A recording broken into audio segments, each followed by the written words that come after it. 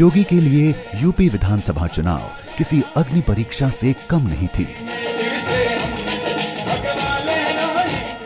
योगी का राजनीतिक भविष्य ही नहीं, उनकी साख भी दांव पर थी।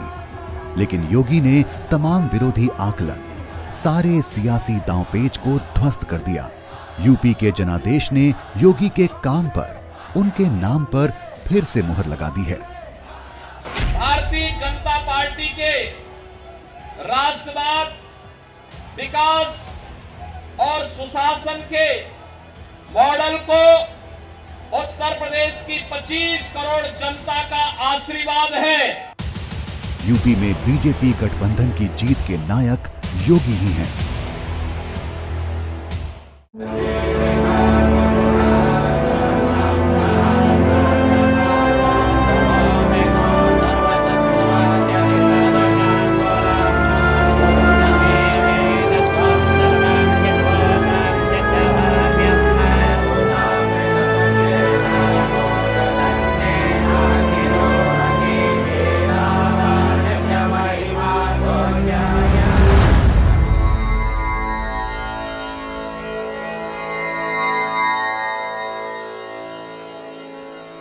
योगी बनोगे?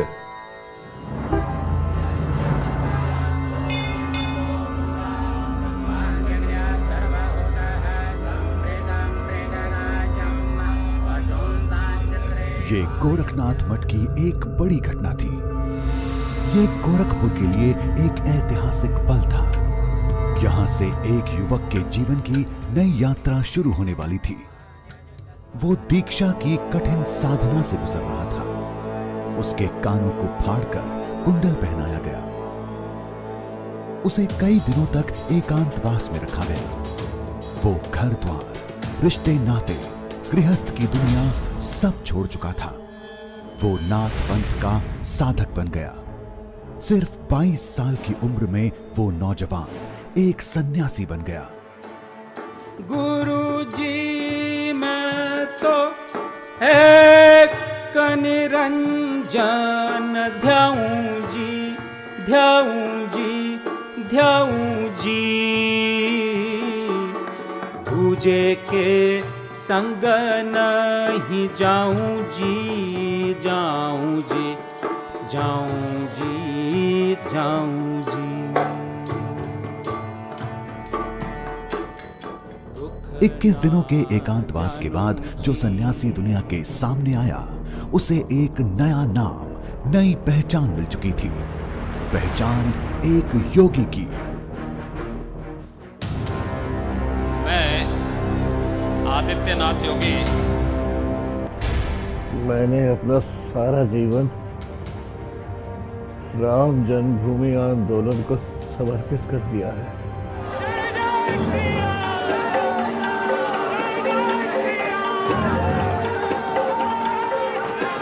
अगर अयोध्या में राम जन्मभूमि का फैसला हो गया तो खून की नदियां बहेंगी। तब मैं कहता था मच्छर भी नहीं बनेगा, क्यों फालतू बात कर रहे हैं। अगर दंगा करेंगे तो 7 पीढ़ियां भरपाई करते करते थक जाएंगी। कि अगर वो एक हिंदू बालिका को ले जाएंगे तो कम से कम 100 मुस्लिम बालिकाओं को। ये गर्मी जो अभी किराना में और मुजफ्फरनगर में कुछ जगह दिखाई दे रही है ना, ये सब शांत हो जाएगी इसके बाद।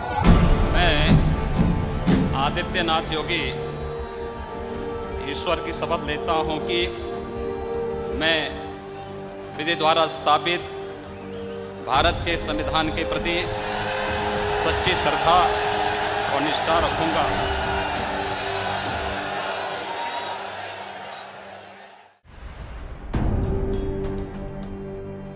सन्यास से सियासत तक, गोरक्षपीठ के महाराज से मुख्यमंत्री तक, योगी आदित्यनाथ की शख्सियत में ऐसी क्या बात है जो उन्हें हर किरदार में कामयाब बनाती है?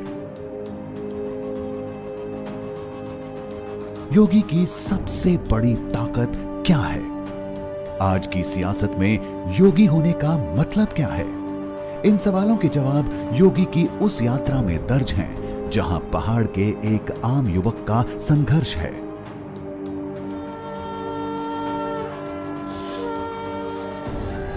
नाथ पंथ का ज्ञान है, गोरक्षपीठ की परंपरा है और गोरखपुर से लखनऊ के वो सियासी दांव पेच भी हैं जिसने एक सन्यासी को राजनीति का दिग्गज बना दिया।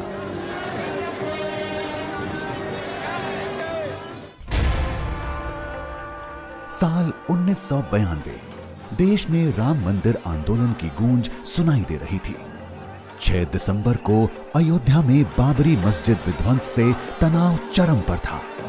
बाबरी मस्जिद गिरने के साथ ही उत्तर प्रदेश में कल्याण सिंह की सरकार भी चली गई। उन्हीं दिनों राजनीतिक उथल पुथल से दूर यूपी का एक भावी मुख्यमंत्री अपनी जिंदगी के मकसद तलाश रहा था। कॉलेज का वो छात्र एक रोज सन्यासी बनेगा या फिर मुख्यमंत्री बनकर यूपी की किस्मत लिखेगा, ना ऐसी किसी ने भविष्यवाणी की थी, ना वक्त ने कोई इशारा किया था। क्या नाम है आपका? जी, मेरा नाम अजय मोहन सिंह बिष्ट है। जंगल पहाड़ों के बीच बसा ये आज का पंचूर है। आज ये उत्तराखंड में है, लेकिन साल 2000 से पहले ये उत्तर प्रदेश का हिस्सा था। 50 साल पहले भी पंचूर कमोबेश ऐसा ही था। गांव में गिनती के घर हैं, उनमें ही एक घर वन विभाग के रेंजर आनंद सिंह बिष्ट का था। आनंद सिंह बिष्ट और उनकी पत्नी सावित्री देवी की 3 बेटियां 4 बेटे थे। अजय सिंह बिष्ट यानी आज के योगी आदित्यनाथ उनकी 5वीं संतान थे, जिनका जन्म 5 जून 1972 को हुआ। 14 साल की उम्र तक अजय परिवार में ही पले बढ़े। पढ़ाई में बड़े होशियार रहे हो और मतलब है कि जूनियर हाई स्कूल तक की पढ़ाई उन्होंने ही की अपने गांव के स्कूल में, और उसके बाद 9th में वहाँ चमकोट में उन्होंने 9th किया। 10वीं में अजय का दाखिला टिहरी गढ़वाल जिले के गजा इलाके के स्कूल में करवाया गया। यहाँ वो पिता के साथ रहते थे।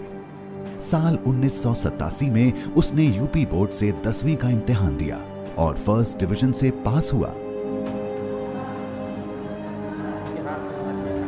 हम 9th में तो चमकोट में थे, उसके बाद सर वो 10th के लिए तो मैं तो खैर चमकोट में ही रहा, मेरी शिक्षा दीक्षा चमकोट में ही हुई, और उनका जो है 10th के लिए वो गजा चले गए।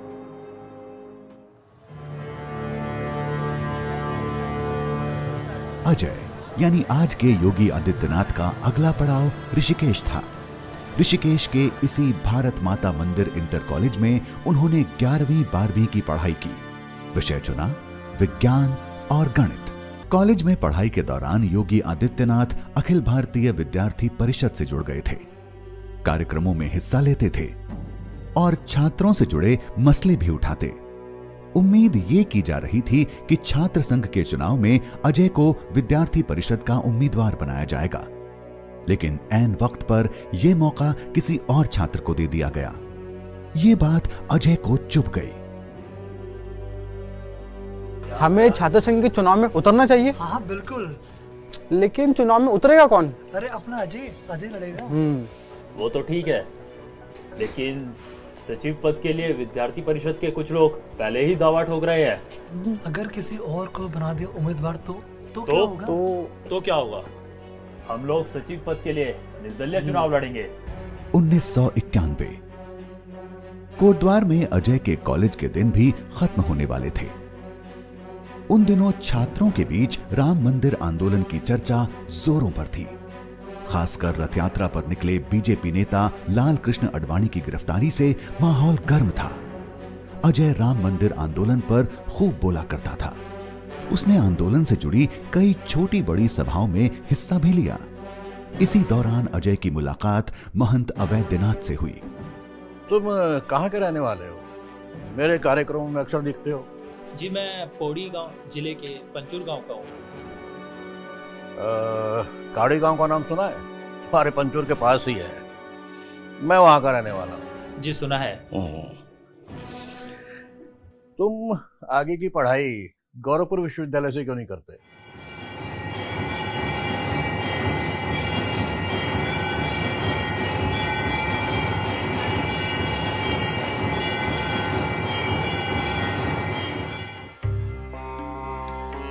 गोरखपुर की पहचान गोरक्षपीठ से है। गोरक्षपीठ की स्थापना गुरु गोरखनाथ ने की थी। गुरु गोरखनाथ 11वीं शताब्दी के एक संत थे जिन्होंने नाथ पंथ की परंपरा और शिक्षा के जरिए मानव कल्याण का रास्ता दिखाया। नाथ पंथ की आध्यात्मिक धारा गुरु मत्स्येंद्र नाथ से शुरू होती है। गोरक्षपीठ की स्थापना का एक कहानी हमारे नाथ संप्रदाय में है कि ज्वाला जी, जो कि हिमाचल प्रदेश में है, वहाँ पर महायोगी गुरु गोरक्षनाथ जी गए और ज्वाला माता से भिक्षा मांगी। तो ज्वाला माता ने कहा कि मैं अभी मेरे पास में दाल और चावल और खिचड़ी नहीं है। उन्होंने खिचड़ी और चावल की भिक्षा मांगी थी, दाल चावल की। तो उन्होंने कहा कि ठीक है, मैं गोरक्षनाथ जी ने कहा कि मैं भिक्षा लेकर आता हूँ, आप इतने में पानी गर्म कीजिएगा। तो गोरक्षनाथ जी भिक्षा लेने गए और ज्वाला माता जी जो है कि देवी स्वरूप दुर्गा अवतारी ने वहाँ पर पानी को गर्म करना शुरू किया। और बताते हैं कि जब से गोरक्षनाथ जी उस समय से लेकर अब तक वापस ज्वाला जी नहीं पहुँचे हैं और वहाँ पर अभी भी गोरक्षनाथ जी की गोरक्ष डिब्बी है वहाँ पर, और उसमें पानी ऐसे उबलता रहता है अभी भी, वर्तमान में भी। गोरक्षपीठनाथ योगियों के लिए साधना स्थल था, लेकिन बाद में ये पीठ जनसेवा और राजनीति से जुड़ता चला गया।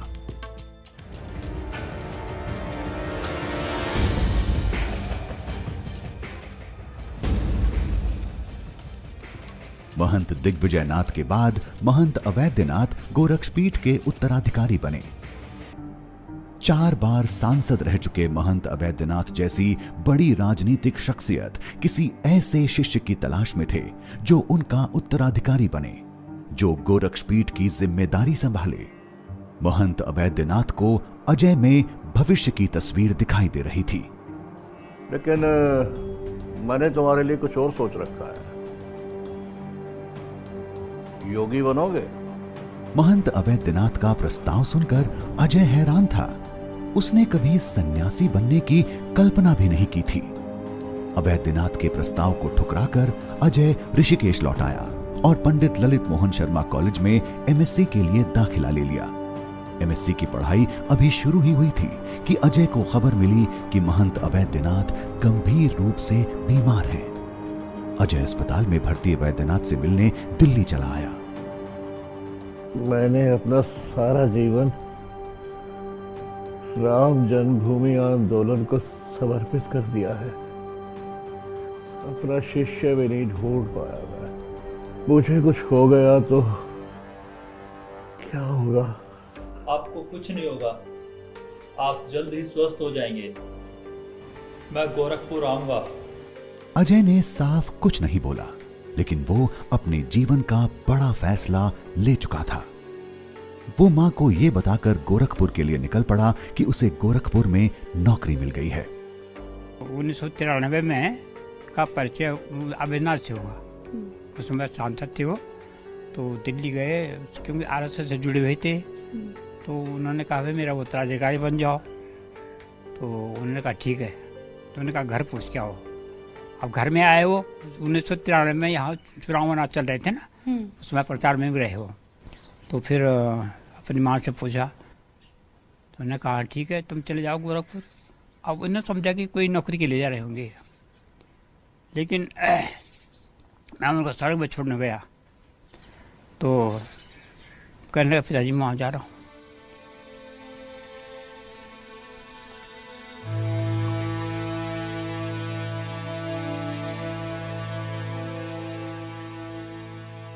गोरखपुर, इस शहर में अजय बिल्कुल अनजान था, लेकिन गोरखपुर शायद अजय के ही इंतजार में था। पहाड़ों से आया अजय पूर्वांचल के इस शहर में सिर्फ गोरक्षपीठ के महंत अवैधनाथ को ही जानता था। अवैधनाथ अजय के दीक्षा की तैयारी कर चुके थे। नाथ पंथ में दीक्षा से पहले भी शिष्य को एक कठिन परीक्षा से गुजरना पड़ता है। उस समय वैसे ही सेवा करने के लिए लगाया जाता है, गौशाला में लगा दिया या आश्रम की और अन्य किसी मंदिर की साफ सफाई में। उस रोज गोरखनाथ मंदिर में अजय को दीक्षा दी जाने वाली थी। इस खास मौके में शामिल होने के लिए गोरखनाथ मंदिर में भक्तों की भारी भीड़ थी। देश के कोने कोने से नाथ पंथ के साधु सन्यासी और महंत गोरखनाथ मंदिर पहुंचे।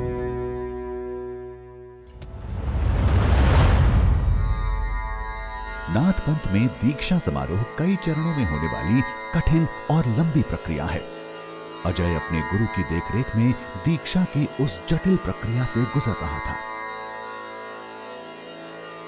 जो कुछ हो रहा था उससे कहीं ज्यादा मुश्किल आनी अभी बाकी थी।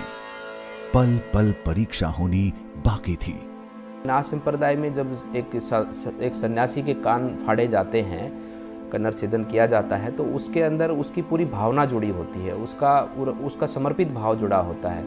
तो उसको तनिक भर भी उससे दर्द महसूस नहीं होती, उसे पीड़ा महसूस नहीं होती। 21 दिन तक तो सोना ही सोना है, लेकिन आने वाले जीवन में भी हमें सीधा ही सोना होता है। लगभग 4-5 साल बाद जाकर हम थोड़ा सा करवट ले सकते हैं, नहीं तो अन्यथा हम करवट भी नहीं लेकर सो सकते। और पूरा सीधा सोना होता है, सीधा रहना होता है। हमारी जो गर्दन है उसको भी हम ज़्यादा नहीं हिला सकते। गोरक्षपीठ में योगी आदित्यनाथ को लेकर तरह तरह की अटकलें लगाई जाने लगी। लोग नौजवान योगी आदित्यनाथ को लेकर तरह तरह के कयास लगा रहे थे कि वो गोरक्षपीठ की भारी भरकम जिम्मेदारी उठा पाएगा या नहीं। दूसरी तरफ गोरखपुर में कुछ ऐसे दबंग लोग थे जो गोरक्षपीठ की संपत्ति और प्रभाव का फायदा उठाना चाहते थे।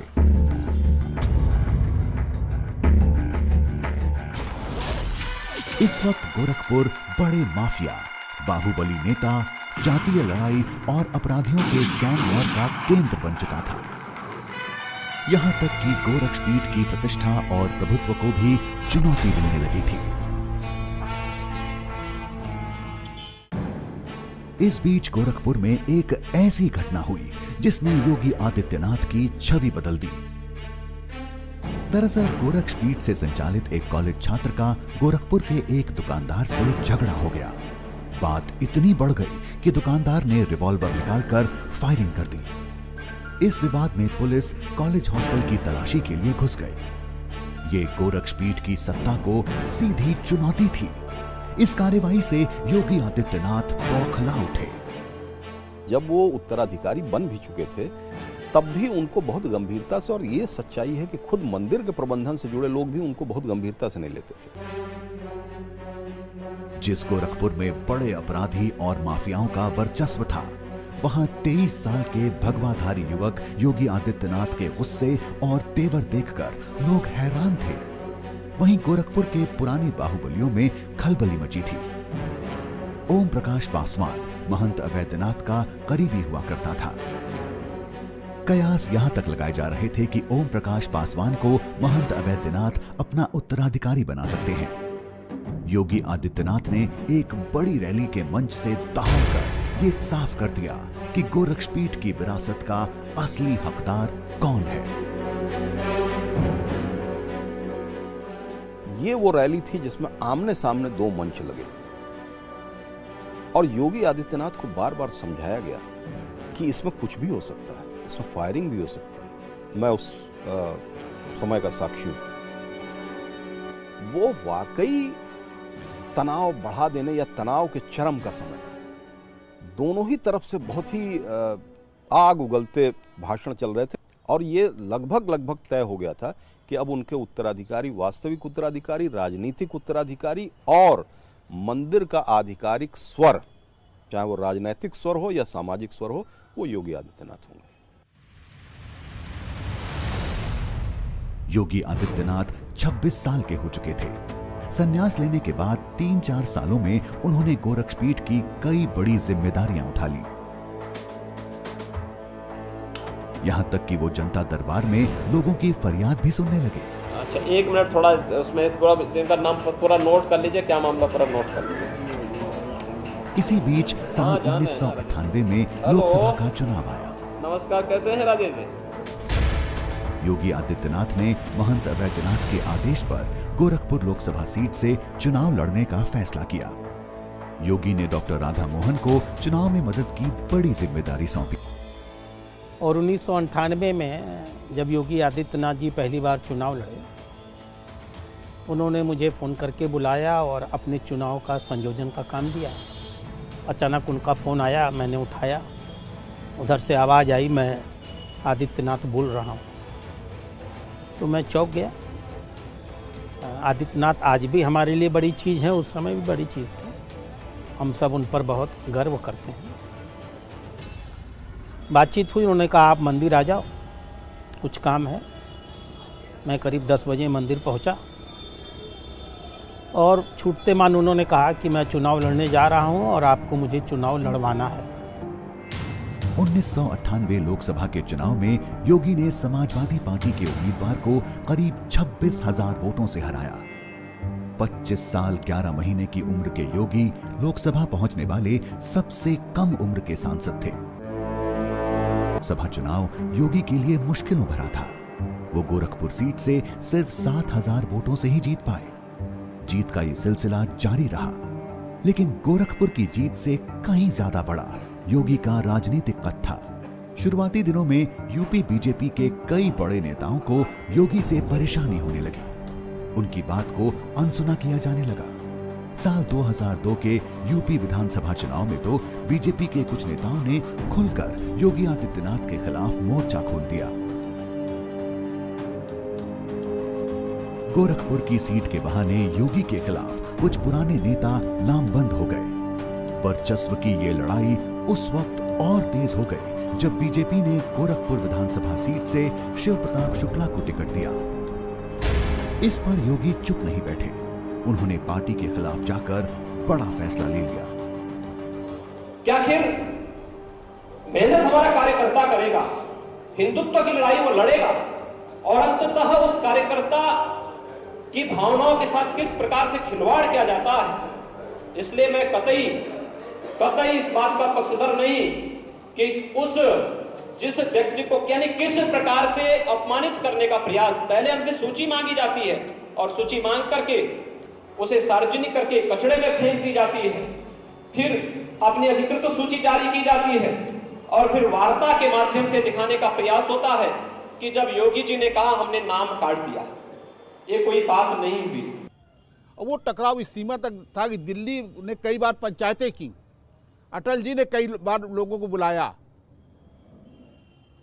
लेकिन योगी जो है उनसे कोई समझौता नहीं करना चाहते थे। कहते थे साहब ये लोग दरबारी लोग हैं वहाँ के और ये अराजक लोगों को बढ़ावा दे रहे हैं। बीजेपी दो फाड़ हो गई वहाँ पर और योगी ने अपने आदमी को जिता करके ही दिखा दिया कि पूर्वांचल में बीजेपी माने योगी गोरखपुर में।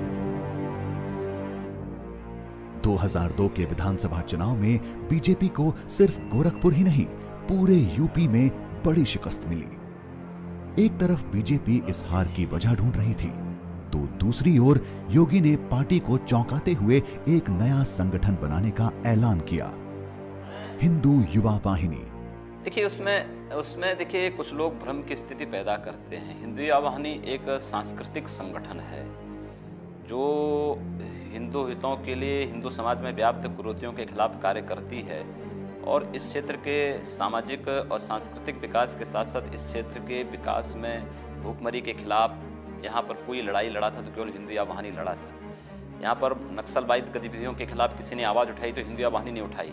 यहाँ पर आईएसआई और राष्ट्र विरोधी अन्य गतिविधियों के खिलाफ जो बॉर्डर क्षेत्र में गतिविधियाँ चल रही थी उसके खिलाफ किसी ने आंदोलन किया तो हिंदू युवा वाहिनी ने किया। खास बात यह थी कि योगी ने हिंदू युवा वाहिनी की स्थापना तब की जब देश गोधरा कांड और गुजरात दंगे से उबरने की कोशिश में था। इस माहौल में ही योगी आदित्यनाथ ने राष्ट्र रक्षा के नाम से रैलियां शुरू कर दी। जो हिंदू वाहिनी युवा वाहिनी की जो सशक्त भूमिका रही है, वास्तव में पहले एक ऐसे नेता थे जो एक राजनीतिक दल से भी जुड़े थे और एक अपना अलग संगठन भी चलाते थे। उस संगठन के नाम पर भी उनके आदमी लड़ते थे जहां पर बीजेपी टिकट नहीं देती थी उनके आदमी को। तो ये अब बीजेपी को ये खून का घूंट निकलना पड़ता था, ये कड़वा घूंट बीजेपी को निकलना पड़ता था। कारण क्या है कि योगी को अलग करके आप वहां पर बीजेपी की राजनीति नहीं कर सकते। योगी आदित्यनाथ अब गोरखपुर में बैठकर पूरे पूर्वांचल में अपना प्रभाव बढ़ा रहे थे। साल 2005 में मऊ में हुए सांप्रदायिक दंगे के बाद उन्हें मुख्तार अंसारी से सीधी चुनौती मिल रही थी। और मऊ के अंदर जाकर के जिन लोगों ने वहां पर जो भी तांडव रचाया है उसका मैं समझता हूं कि हम लोग अपने तरीके से जवाब भी देंगे। 26 जनवरी 2007 गोरखपुर में दो गुटों की लड़ाई के बाद सांप्रदायिक तनाव फैला। पुलिस ने योगी को गिरफ्तार कर लिया। योगी 11 दिन तक जेल में रहे। रिहाई के बाद जब वो दिल्ली आए तो संसद में घटना का जिक्र करते हुए रो पड़े। उस समय से महोदय राजनीतिक विद्वेष के तहत मुझे जिस प्रकार से राजनीतिक पूर्वाग्रह का शिकार बनाया जा रहा है, मैं केवल आपसे यह अनुरोध करने के लिए आया हूं, क्या मैं इस सदन का सदस्य हूं या नहीं हूं, और क्या यह सदन मुझे संरक्षण दे पाएगा या नहीं दे पाएगा। एक तरफ योगी पर सांप्रदायिकता फैलाने के आरोप लगते रहे, तो दूसरी ओर गोरखपुर में उनकी छवि ऐसे सन्यासी की थी जो हिंदू मुसलमान में फर्क नहीं करता। गोरखपुर और आसपास के रहने वाले कई मुस्लिम परिवार अपने जमीन जायदाद के झगड़े का फैसला भी योगी आदित्यनाथ पर छोड़ देते हैं। यहाँ तक कि शादी ब्याह से जुड़े विवाद भी गोरखनाथ मंदिर में आकर सुलझाए जाते हैं। कोई डर नहीं, कभी डर नहीं, हम लोग की हिफाजत करते हैं। 2014 लोकसभा चुनाव से पहले नरेंद्र मोदी जब गोरखपुर पहुंचे तो वहां जन सैलाब उमड़ा था। ये रैली योगी आदित्यनाथ के सियासी कद की कहानियां बयां कर रही थी। यहां के जनप्रिय सांसद, जुझारू नेता आदरणीय श्री योगी आदित्यनाथ जी 2014 के लोकसभा चुनाव में बीजेपी ने यूपी में विरोधियों का पत्ता ही साफ कर दिया। पूर्वांचल की सभी 13 सीट और यूपी में कुल 71 सीटों पर बीजेपी को विजय मिली। इसी दौरान योगी आदित्यनाथ को बहुत बड़ा निजी नुकसान हुआ। उनके गुरु महंत अवैधनाथ का 95 साल की उम्र में देहावसान हो गया। जिस गुरु की छाया में योगी आदित्यनाथ घर बार छोड़ सन्यासी बने, वो गुरु ही दुनिया छोड़कर चले गए। जनता के दर्शन के लिए उनको रखा जाएगा और परसों में समाधि देंगे। 14 सितंबर 2014 को अवैधनाथ को समाधि दी गई। नाथ परंपरा के अनुसार योगी आदित्यनाथ का अगले पीठाधीश्वर के रूप में अभिषेक किया गया। साल 2017 यूपी में जब विधानसभा चुनाव आया तो योगी एक बार फिर मैदान में थे। अपने को मुख्यमंत्री के रेस से अलग नहीं मानेंगे ना। आप ठीक है, सन्यासी भी हैं, भगवा चोला भी है, आपका सब कुछ है, पर आप पॉलिटिशियन भी है, 5 साल से लगातार सांसद भी रहे हुए हैं। मन में इच्छा तो होगी ना कि यूपी में सीएम बन जाए। कोई इच्छा अपने मन में नहीं पालते हैं, एक निष्काम कर्मयोगी की तरह काम करते हैं। ऐसा तो नहीं होगा। उसी कार्यक्रम के अभियान के साथ हम लोग जुटे हैं। योगी अपने आक्रामक तेवर और भाषणों से चुनाव प्रचार में छाए रहे। वो हिंदुत्व और राष्ट्रवाद के मसले पर हल्ला बोल रहे थे। उन्होंने कहा साहब, देवा शरीफ में 24 घंटे बिजली मिलती है, लेकिन महादेवा में, भगवान महादेव का मंदिर है महादेवा में, वहां 4 घंटे बिजली नहीं मिलती। ये क्या स्थितियां हैं? योगी आदित्यनाथ में गजब की कला है। वो हर चीज को, हर बात को हिंदू मुसलमान के चश्मे से देखते हैं और उसी हिसाब से बांट भी देते हैं। 2017 के विधानसभा चुनाव में बीजेपी गठबंधन ने 312 सीट जीतकर ऐतिहासिक जीत हासिल की। इस जीत के बाद भी ऐसा कोई संकेत नहीं था कि वो यूपी के मुख्यमंत्री हो सकते हैं। लेकिन बाद में अमित शाह ने साफ किया कि आखिर सियासत की बाजी कैसे बदल गई। योगी जैसा कोई दमदार चाहिए, हमारी मांग है योगी हमारी। जब योगी जी को मुख्यमंत्री बनाया, किसी को कल्पना नहीं थी कि योगी जी मुख्यमंत्री बनेंगे। तब हमारे नेता नरेंद्र भाई और मैं पार्टी का अध्यक्ष था, हमारा एम एक ही था, जिसके अंदर निष्ठा है और परिश्रम करने की क्षमता है, वो बाकी सभी परिस्थितियों को अपने अनुकूल कर। जब मुझे मेरी पार्टी ने, हमारे राष्ट्रीय अध्यक्ष श्री अमित भाई शाह जी ने कहा कि आपको उत्तर प्रदेश जाना है, तो मैंने कहा मैं तो उत्तर प्रदेश से ही आ रहा हूं। कहा नहीं, उत्तर प्रदेश में आपको कल ही मुख्यमंत्री का शपथ लेना है। मैं आपको आश्चर्य करूंगा कि मेरे पास उस समय केवल 1 जोड़े कपड़े थे। मैं आदित्यनाथ योगी ईश्वर की शपथ लेता हूं कि मैं विधि द्वारा स्थापित भारत के संविधान के प्रति सच्ची श्रद्धा और निष्ठा रखूंगा। योगी मुख्यमंत्री बन गए, उत्तर प्रदेश के सत्ताधीश बन गए, सियासत में वो करिश्मा कर गए जिसकी उम्मीद शायद कभी उन्हें भी नहीं रही होगी। जहां पर 24 घंटे बिजली होगी वह उत्तर प्रदेश होगा, जहां की सड़कें गड्ढा मुक्त हो वह उत्तर प्रदेश होगा, और जहां कानून का राज होगा वह उत्तर प्रदेश होगा, जहां भ्रष्टाचार मुक्त व्यवस्था होगी वह उत्तर प्रदेश होगा। योगी एक बार फिर देश के सबसे बड़े सूबे के मुख्यमंत्री पद की शपथ लेंगे, लेकिन करीब 49 साल के इस युवा सन्यासी में सियासत की कई संभावनाएं अभी बाकी हैं। वो बीजेपी की नई पीढ़ी के सबसे दमदार, सबसे बड़ा चेहरा है। योगी का राजयोग उन्हें सियासत के नए मकाम, नई ऊंचाइयों तक ले जा सकता है।